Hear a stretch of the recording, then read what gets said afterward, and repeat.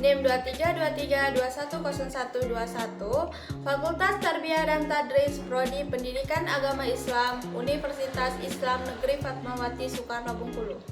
Video ini dibuat untuk memenuhi tugas UAS mata kuliah Dasar-Dasar Pendidikan dengan dosen pengampu Bapak Dr. Edi Safari, MPD. Baiklah, di sini saya akan mempresentasikan materi yang berjudul Hakikat Pendidikan. Baiklah, di sini latar belakangnya yaitu semua orang tidak asing dengan kata pendidikan. Sejak usia dini kita telah mengenyam pendidikan, baik pendidikan non formal maupun formal. Pendidikan non formal dimulai sejak anak masih berusia balita, di mana seorang ibu dan ayah mengajarkan kepada anaknya segala hal untuk mengembangkan kemampuan mereka, seperti berbicara, berjalan, mengenal lingkungan sekitar.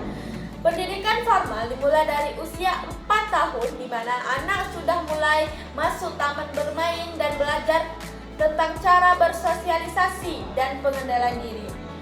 Pendidikan diperlukan oleh semua orang, bahkan dapat dikatakan bahwa pendidikan ini dialami oleh semua manusia dari semua golongan.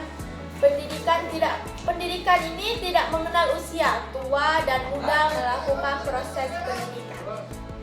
Selanjutnya definisi, yaitu yang pertama definisi hakikat pendidikan, yaitu proses pembelajaran sebagai upaya untuk mengembangkan aktivitas dan kreativitas peserta didik dengan interaksi yang menghasilkan pengalaman belajar. Selanjutnya yaitu definisi pendidikan secara etimologi adalah pendidikan berasal dari kata didik dengan memberikan awalan P dan akhiran kan, mengandung arti perubahan atau hal, cara, dan sebagainya. Selanjutnya secara terminologi adalah usaha untuk mewujudkan aktivitas pembelajaran yang dilakukan agar peserta didik dapat secara aktif belajar dan mengembangkan potensi dirinya menjadi lebih baik dari segi kecerdasan, pengetahuan, kepribadian, akhlak mulia, serta keterampilan yang diperlukan dirinya dan masyarakat. Selanjutnya yaitu definisi menurut para ahli. Adapun yang pertama yaitu Prof. Dr. John Dewey.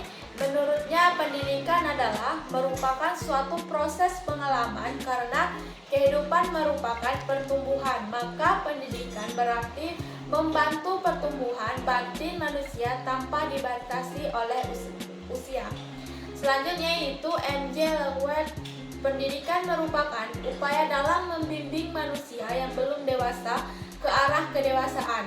Selanjutnya menurut Prof. Herman Ither, beliau berpendapat bahwa pendidikan adalah suatu proses dan penyesuaian lebih tinggi bagi makhluk yang telah berkembang secara fisik dan mental, yang bebas dan sadar kepada Tuhan seperti termanifestasikan dalam alam sekitar, intelektual, emosional, dan kemauan dari manusia. Baiklah, materi selanjutnya yaitu tujuan pendidikan.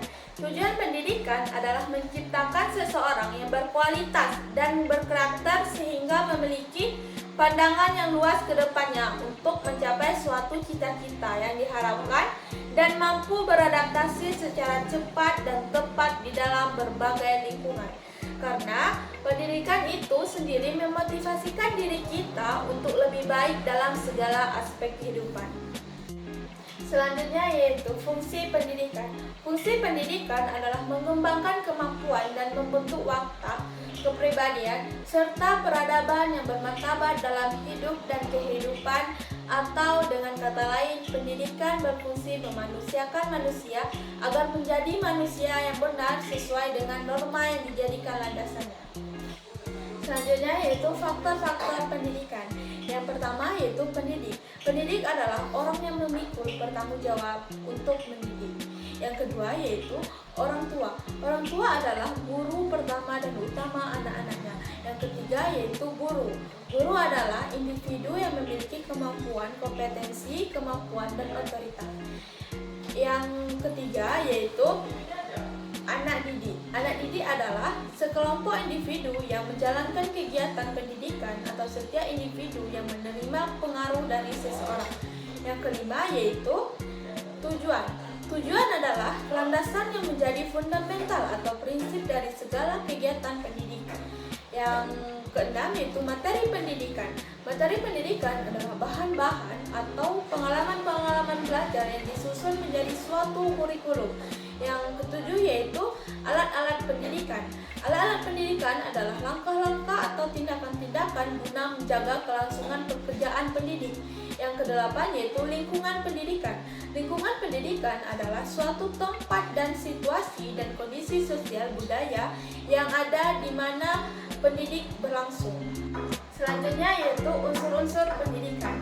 Yaitu yang pertama yaitu adalah subjek yang dibimbing atau peserta didik. Peserta didik berstatus sebagai subjek didik selaku pribadi yang memiliki ciri khas dan otonomi ingin mengembangkan diri atau mendidik diri guna memecahkan masalah-masalah hidup yang dijumpai sepanjang hidupnya. Yang kedua yaitu orang yang membimbing atau pendidik. Pendidik ialah orang yang bertanggung jawab terhadap pelaksanaan pendidikan dengan sasaran peserta didik. Yang ketiga yaitu interaksi antara peserta didik dengan pendidik atau interaksi edukatif. Interaksi edukatif pada dasarnya adalah komunikasi timbal balik antara peserta didik dengan pendidik yang terarah kepada tujuan pendidikan. Yang keempat yaitu tujuan pendidikan bersifat abstrak karena memuat nilai-nilai yang sifatnya abstrak.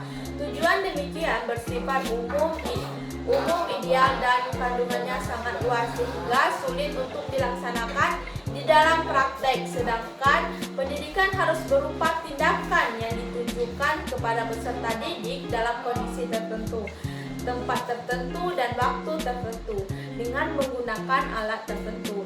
Yang kelima yaitu pengaruh yang diberikan dalam bimbingan atau materi pendidikan.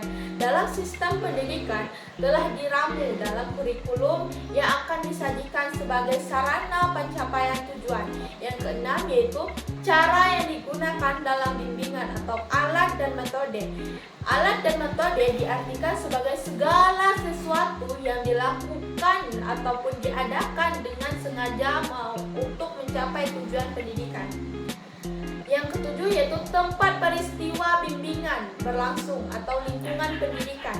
Lingkungan pendidikan biasanya disebut tripusat pendidikan yaitu keluarga, sekolah, dan masyarakat. Selanjutnya yaitu jenis pendidikan. Jenis pendidikan ada 3. Yang pertama yaitu pendidikan formal. Pendidikan formal adalah jenis pendidikan yang sudah terstruktur dan memiliki jenjang mulai dari pendidikan anak usia dini, pendidikan dasar, pendidikan menengah pertama, pendidikan menengah atas, dan pendidikan tinggi atau universitas. Yang kedua yaitu pendidikan non-formal. Pendidikan non-formal adalah suatu jalur pendidikan yang berada di luar dari pendidikan formal dengan pelaksanaannya secara berjenjang dan berstruktur. Jenis pendidikan ini disinkronkan sesuai dengan hasil program pendidikan formal melalui proses penilaian dari pihak yang berwenang. Contohnya seperti lembaga kursus, majelis, taklim, kelompok, bermain, sanggar, dan lainnya. Yang ketiga yaitu pendidikan informal. Pendidikan informal adalah pendidikan yang berasal dari keluarga dan lingkungan di mana peserta didik diharapkan agar dapat belajar secara lebih mandiri. Contohnya yaitu adalah seperti agama, budi pekerti, etika, sopan, santun, moral, dan sosialisasi. Itulah tadi penjelasan materi tentang hakikat pendidikan. Semoga yang